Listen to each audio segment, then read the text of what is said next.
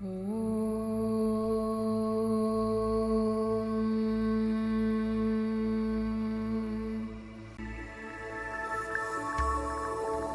Brahma, Guru Vishnu, Guru Devo Maheshwaraha, Guru Sakshat Parabrahma, Tasmai Shri Gurave Namaha.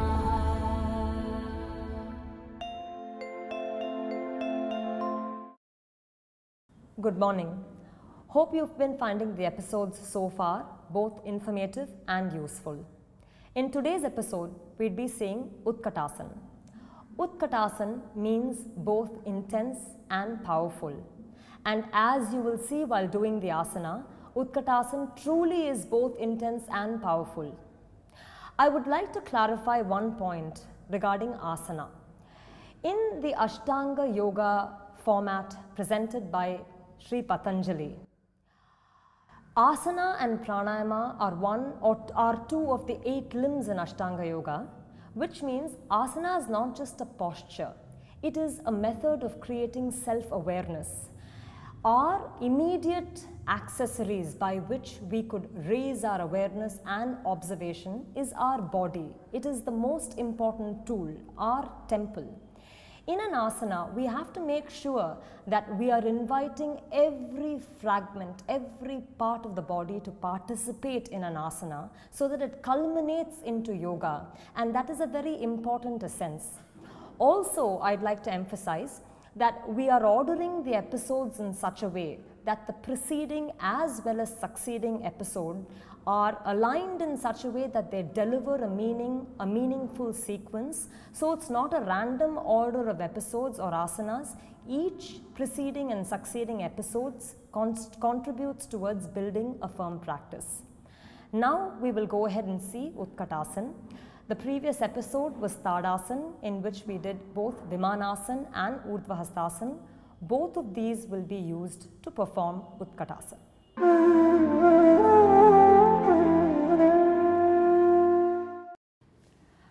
We will now take you through the instructions for Utkatasana. For this, we start from Tadasana, which was elaborately discussed in the previous episodes. With the feet and toes together, stretching every toe one away from the other, equally placing weight on both feet, you take the knees back, thighs back, lock the kneecaps up. From there, you raise the chest up, raise the sternum up, spread the collarbone from center to side, and take the shoulder back towards the back of the socket, sharply bringing the back ribs towards the front, and at the same time lowering the buttock muscle down. You have to take your hands to the side in Vimanasana. With the hands at the side, originating from the center of the chest, spreading the chest wide as if the chest was widening all the way towards the fingertips. Give a sharp lift to the sides of the body, that is from the outer armpit to the outer hip, sharply raise up. From there, take your hands straight up to Urdhvastasana. As the hand goes up, the sides of the body should become tall, as if the entire body was being lifted in Urdhvastasana. From there, pushing the knees and thighs back and directing the hips back in such a way that the buttock bone points back and down, you will start to sit for Utkatasana. During the process of sitting, as mentioned, the hip should not go in the direction of the knee. The hip goes away from the knee, the buttock bone points down towards the ground and far back. You have to sit until the thigh comes parallel towards the ground. While the pose involves lowering the body, the energy should be sharply lifted up intensely through the spine. Upon reaching that, hold it for a few seconds, then stamp the feet evenly. Come up once again in Urdhvastasana. Take your hands to the side, spreading the chest in Vimanasana. and then take your hands down to Tadasana. We now saw the first variation in which the hands were taken up before the practitioner sat down for Utkatasana. But there is a second variation where you can first sit down, take your knees and thighs down for Utkatasana and then raise your hands. We will now see that variation. For this, we have to start as always from Tadasana, feet widespread, feet together, toes widespread, weight evenly distributed through all parts of the feet, knees back and thighs back. Here, we will first set the top part of the body, that is the upper chest region. Widening the collarbones, you will have to take the shoulder back towards the socket, and as the shoulder goes back on the socket, you see the upper arm traveling backwards. At that point, take your hands on your waist without flaring out your elbow.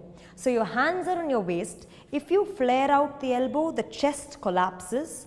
So you'll have to engage the upper arm deep back in the socket where your arms have gone back. Retaining the arms there, you take your hands on your waist. This is starkly a different picture from this. So the shoulders back, elbows back. From that point, raising the sides of the body up and the sternum up, you will have to keep the chest expansive and tall already. Though the pull of Utkatasana is back and down, the movement of the chest is up. With that action, you set the lower trunk now where the practitioner sits low, knitting the buttock bone towards the ground and far back, taking the hip far back.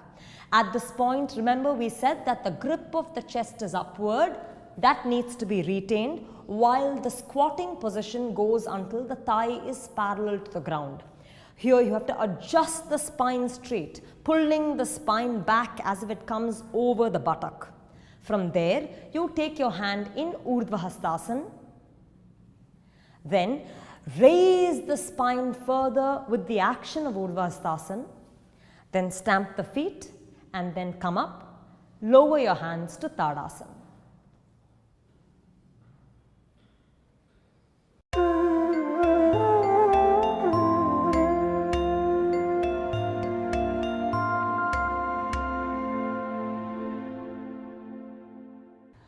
I would now like to invite your attention to some pivotal actions that we've already discussed. In Utkatasana, we have mentioned this word buttock bones. Now I'd like to show you exactly what I mean by that.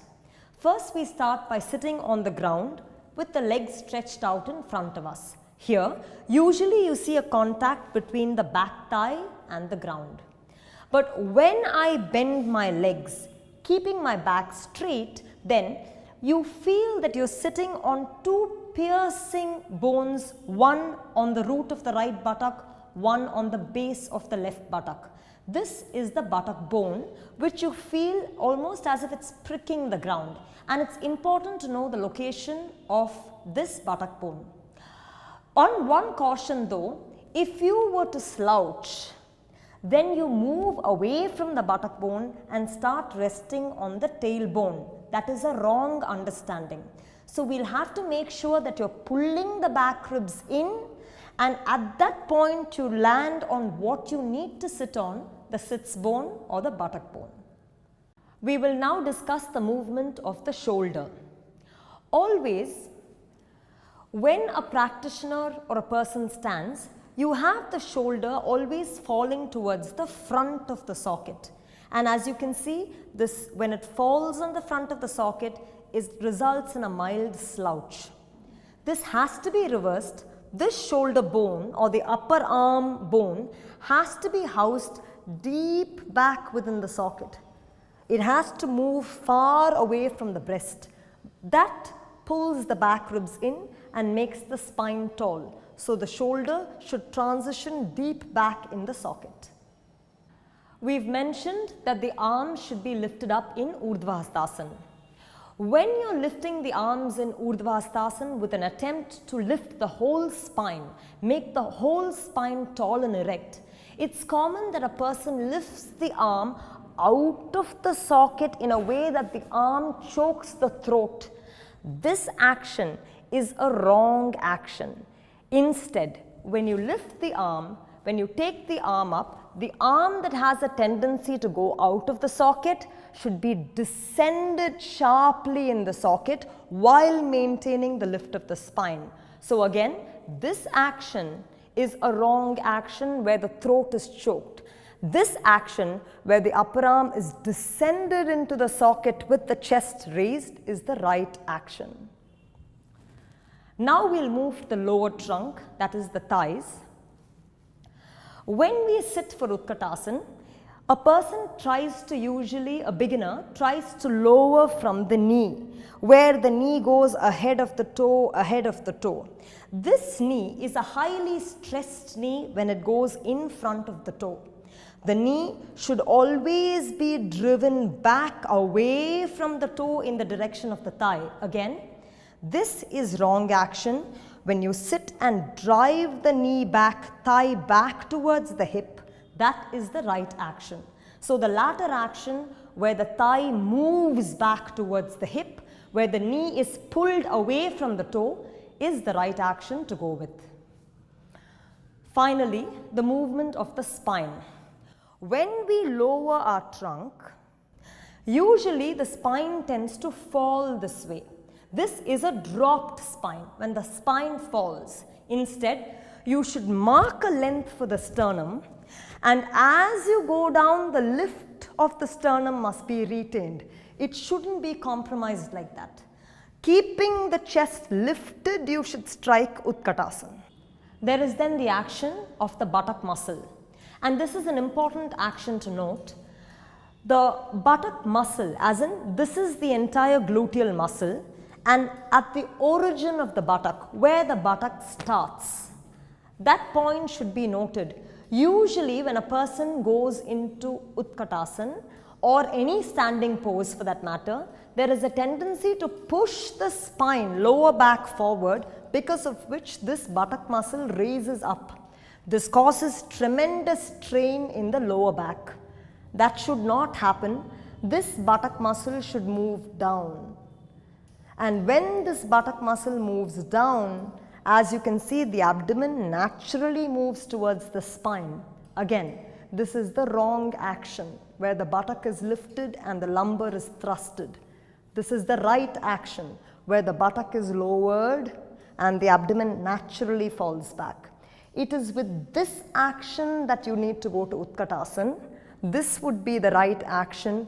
This where the buttock pops back, lifts up, and the lumbar protrudes is a wrong action. Buttock down, abdomen going towards the spine.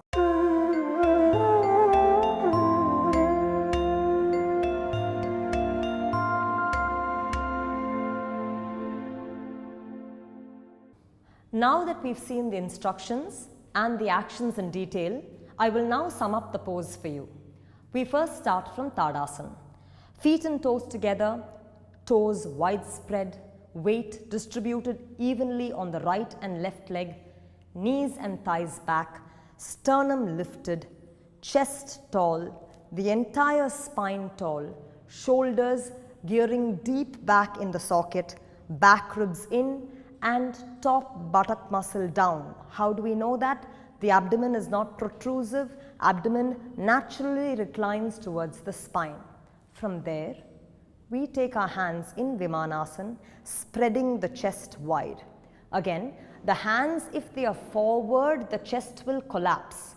So the hands need to be taken back until the chest is open. From there, turn the palms up, roll the upper arms, and then climb with all the ribs up to Urdhvastasana, arms wedged in the socket, upper arms. From there, raising the chest up, we sit deep back for Utkatasana, buttock bone pointing down and back. Sit until the thigh comes parallel to the ground. At that point, do not allow the chest to collapse. The sternum should be tall as the hands raise up and the thighs go to a full 90 degree, establishing Utkatasana. From there, press the toes, feet, come up, lower the hands in Vimanasana and then in Tadasana.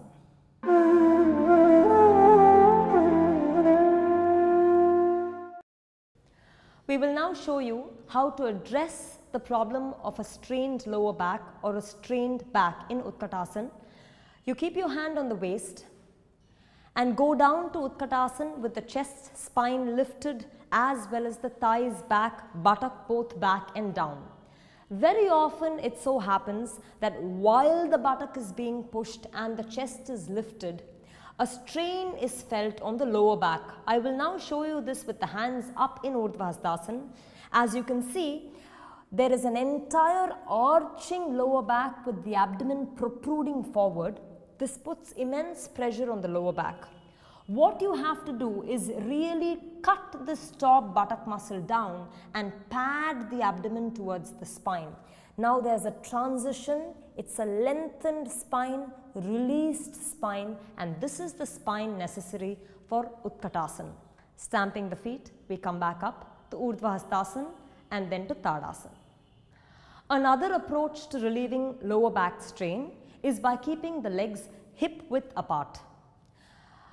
Take the hands on the waist. By hip width, I mean the portion, the line between the outer hip and outer ankle. When both feet are kept so wide such that the outer hip is in line with the outer ankle, that is hip width apart. You can go to Utkatasana with the legs apart because that again spreads the spinal muscles. But to make sure that during the process of Utkatasana you are not collapsing the knees inside, to make sure it's useful or helpful to keep a foam block or a soft block between your thighs, as we will show now. Taking a foam block, again this is not a heavy block, this is a light block which is wedged between the thigh right below the groin. Keeping the brick between the thigh, roll the thighs in. Just because you have a brick, there is an immediate spreading which reflects in the muscles of the lower back. It doesn't cramp, it spreads wide as well. With that, you can go to Utkatasana, holding the brick with your thighs and lowering. Nevertheless, you must keep in mind that the same action, taking your hands up to Urdhvastasana, the same action where the buttock muscle is lowered and the abdomen is taken in must be there with or without a block. Keeping a block, pressing the feet down, you come up once again in Urdhvastasana and lower your hands in Tadasana.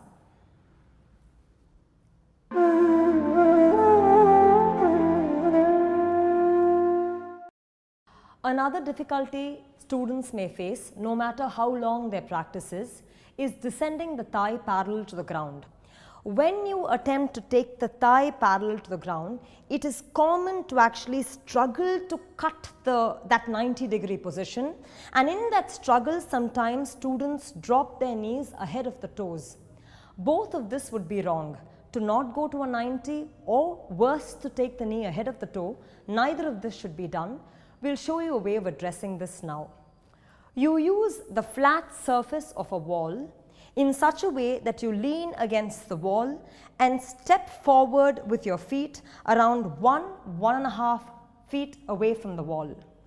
With that distance, you extend your hand to Vimanasana and then take your hand to Urdhvastasana, palm facing forward, fingernails towards the wall. In this position, the back should not come off the wall like this. The back, lower back should be well placed against the wall, for which the buttock muscle should be moving down, back against the wall. Do not distance it away. Here, when you keep your hands in Urdhvastasana, you lower in such a way that you grip the thigh down to cut a 90 degrees. In this position, you can clearly note that as the thigh has lowered to a 90 degrees, neither is the knee projecting over the toe, nor is the descent of the thigh incomplete. Again, in this action, you must not arch the back like this. This arch is wrong. The back muscle must move down, buttock muscle, back against the wall, thigh low, knee behind the toe, hands crisply up in Urdhvastasana. After you finish this, placing the palm against the wall, you come up. Here it's pertinent to note that just because you've done it a few times against the wall, It doesn't mean that when we go straight to Utkatasana, we are immediately going to get the 90.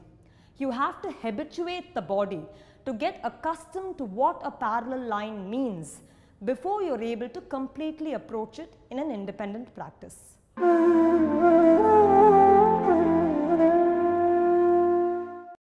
Another problem that a student may face is to keep the sternum lifted as you lower yourself in Utkatasana. This is definitely a challenge because while you move into Utkatasana, the direction in which your body or thigh is taken is downward and backward. Against this, the spine has to lift upward. For this, the spine has to be a very strong spine in order to be able to challenge, intensify that lift as you sit down. That may not be the case with a beginner, so I'll show you how to use the wall as a reference to make that happen. You stand with your leg around a foot and a half distance from the wall. After you do that, you keep your hand cup-shaped at chest level.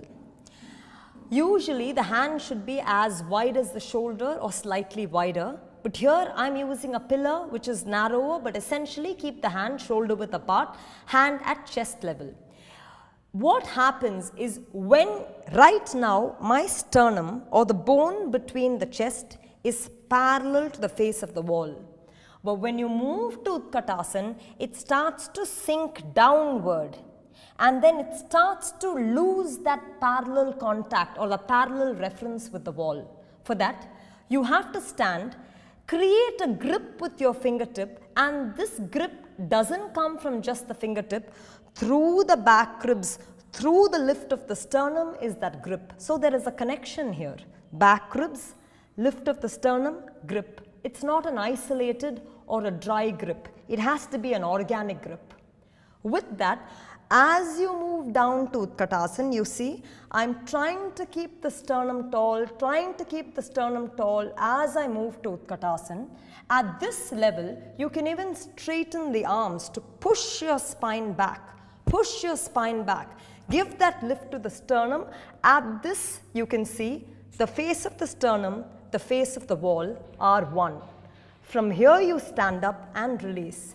You're using the wall here not to help you or support you do the action, but you use the wall's parallel surface as a reference, using which you can accomplish that pose.